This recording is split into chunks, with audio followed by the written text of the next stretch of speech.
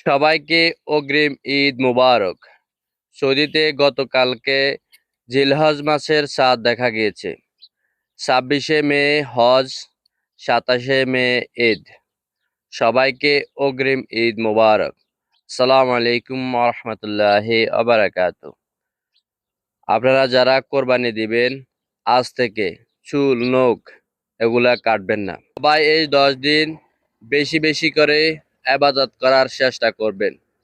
যারা রোজা রাখতে পারবেন তারা রোজা রাখবেন।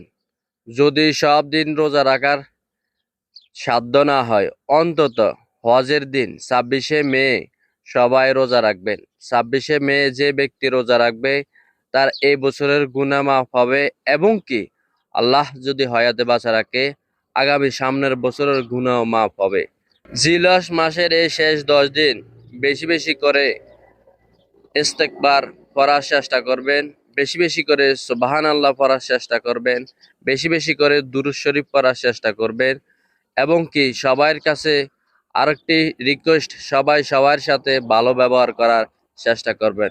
এই আমলগুলো যেন আমরা সবাই করতে পারি। আল্লাহ রাব্বুল আলামিন যেন আমাদের সবাইকে তৌফিক আদায় দান করেন। সবাই বলবেন আমিন। আল্লাহ রাব্বুল আলামিন এই আমলগুলো যেন আমি নিজেও আমল করতে পারি, তৌফিক আদায় দান করেন। আমিন। সবাই ভিডিওটা শেয়ার করে দিবেন, ফলো সাবস্ক্রাইব দিয়ে পাশে থাকুন।